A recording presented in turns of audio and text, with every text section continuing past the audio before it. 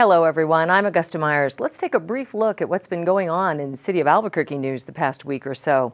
The city this week took the next step to bring a major aerospace company to Albuquerque. Mayor Tim Keller announced that Group Orion Development received the Environmental Planning Commission's approval to locate at the Sunport's Airport Center of Excellence. For over a year, Group Orion has been working closely with the mayor's administration to secure an agreement and work out the details. Plans that were announced today with the Orion Group, as has been announced, involves thousands of jobs, very high-paying jobs, and construction of a 4.1 million square feet worth of buildings that, again, would transform this entire neighborhood and probably central New Mexico as a whole. Members of the mayor's staff said if everything goes as planned, initial development will start in the spring of 2021. The 80-acre site sits adjacent to the Sunport and was once occupied by a north-south runway that was decommissioned in 2012.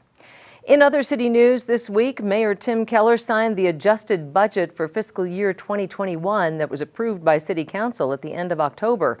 In a year that forced cities nationwide to enact steep budget cuts and employee furloughs or layoffs, Albuquerque was able to keep its workers on the job and provide all major services and programs without interruption by identifying cost-saving measures early on in the pandemic.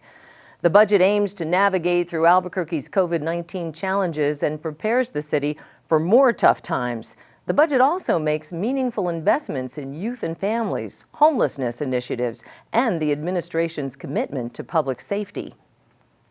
Among key investments in this year's budget, $5.5 million to fund programs for the city's most vulnerable populations, $2.5 million to hire new Albuquerque police officers, and an allocation of $10 million in CARES Act funding and grant money for local businesses. To see the full 2021 adjusted COVID city budget, visit www.cabq.gov.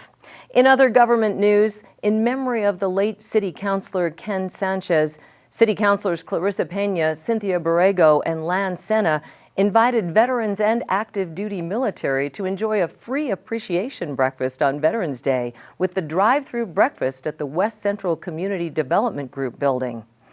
Due to the public health emergency, this year's breakfast was a drive-through pickup. All COVID-19 health precautions were followed, including use of PPE, social distancing, and capacity limitations. The first 100 eligible vets in active duty to attend were served. And elsewhere, City Councilor Cynthia Borrego initiated the Lavender Libros book reading project to demonstrate care and outreach to New Mexico's children. This is a program in which government administrators and community leaders alike read a children's book available on the Lavender Libros YouTube channel. Guest to read to kids was Matt Avila from the Duke City Gladiators just last week. This week, guest was City Council President Pat Davis. The reading broadcasts are scheduled every Wednesday until the state health order is lifted on the Lavender Libros YouTube channel. And that will do it for this week's City News. For now, be sure to join us again for our next installment of all the latest highlights of what's going on in Albuquerque right here on the Government Channel. I'm Augusta Myers. Thanks for joining me. We'll see you next time.